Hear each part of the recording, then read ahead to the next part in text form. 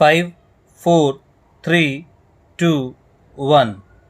माननीय उपसभापति जी, लाभ के पद के मौजूदा कानून में संशोधन करने वाले इस बिल पर अपने विचार प्रकट करने के लिए मुझे आपने जो मौका दिया है उसके लिए मैं आपका शुक्रिया अदा करता हूँ।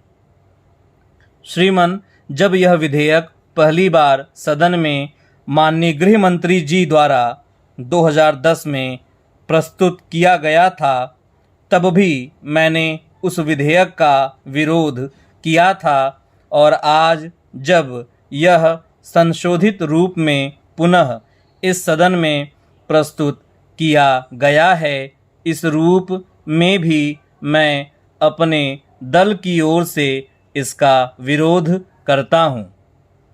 महोदय, उस समय हमने इस सदन के माध्यम से सरकार को यह चेतावनी दी थी कि आज देश में समाज के शुभचिंतकों और आम जनता में सरकारों के बारे में सोच अच्छी नहीं है। इस देश की जनता के मन में आज की सरकारों पर विश्वास नहीं रह गया है। सरकारों की विश्वसनीयता धीरे धीरे कम होती जा रही है। यदि हम इस विधेयक को पारित कर देंगे तो शायद इस संसद की भी जो विश्वसनीयता बची है वह खत्म हो जाएगी। श्रीमान, मुझे ऐसा लगता है कि जो आशंका हमने इस सदन में उस विधेयक पर चर्चा के समय जताई थी, राष्ट्रपति जी के मन में भी वही आशंका होगी और वही विचार आया होगा, जिसके कारण सरकार को आज यह विधेयक संशोधन के साथ पुनः इस सदन में लाना पड़ा। दोनों सदनों के द्वारा पारित किए हुए विधेयक को जब महामहिम राष्ट्रपति जी के पास भेजा गया तो उन्होंने उस विधेयक को संसद के सामने पुनर्विचार के लिए वापस भेज दिया।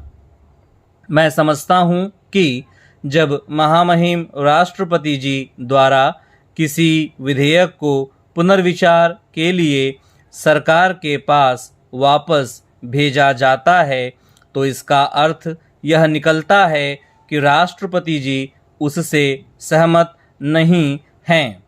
इसलिए जो तर्क यहाँ पर मंत्री जी ने दिए वह हमारी समझ में नहीं आते और उसका अर्थ यही निकलता है कि आप बड़े आदमियों को बचाने के लिए ही यह घोर पाप कर रहे हैं और इस सदन से करवा रहे हैं।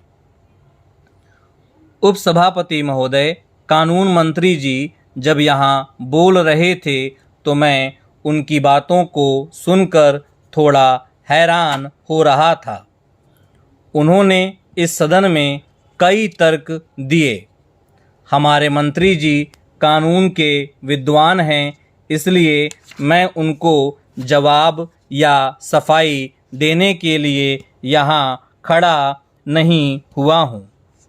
लेकिन मुझे इस बात का आश्चर्य हुआ कि हमारे देश में संसदीय लोकतंत्र है। हमारी जो निर्धारित संसदीय कार्यप्रणाली है, सारा देश उस संसदीय परंपरा का अनुसरण करता है। लेकिन हमारे मंत्री जी हमें यह संदेश दे रहे हैं कि हमें कर्नाटक और झारखंड का अनुकरण करना चाहिए। सर्वोच्च संसद का अनुकरण राज्यों की विधानसभाओं को करना चाहिए या संसद को राज्यों की विधानसभाओं का अनुकरण करना चाहिए।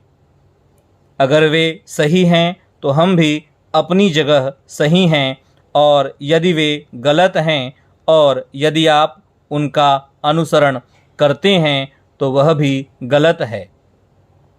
मैं आपके माध्यम से मंत्री जी से यह प्रार्थना करता हूँ कि आज आपने जो इस सदन में कहा आप सदन की कार्यवाही के उस वक्तव्य को पढ़ेंगे तो आप उसे पढ़कर स्वयं भी हंसेंगे।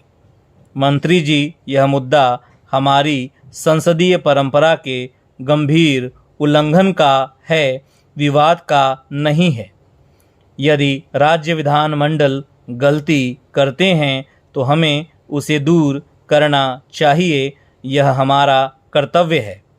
अगर हम भी गलती करते हैं तो हम इस सदन में बैठकर क्या कर रहे हैं? इस संसदीय प्रथा का बचाए रखने के लिए हमें ठोस कदम उठाने चाहिए। महोदय, यहाँ कुछ सदस्यों ने संविधान के अनुच्छेद 102 और 103 का जिक्र किया है। संविधान ने हमें यह अधिकार दिया है। आप सदन को कोई नई बात नहीं बता रहे हैं। आपको उस कानून में संशोधन का पूरा अधिकार है, लेकिन उसे संशोधित करने का आपका तरीका गलत है। जिन सदस्यों या संस्थाओं को हम अब उस विधेयक के दायरे से बाहर कर रहे हैं, वे संस्थाएं नई नहीं हैं।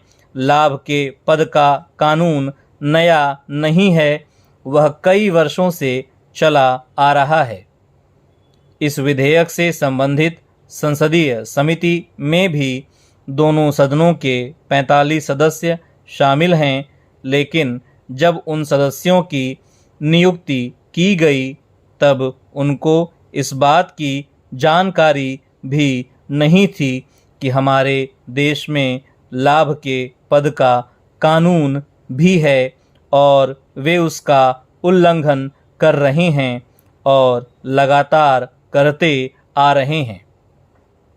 श्रीमान, यदि इस सदन की एक माननीय सदस्या का केस समाचार पत्रों में चर्चा में नहीं आया होता तो मुझे नहीं लगता है कि इस प्रकार का विधेयक इस सदन में आता।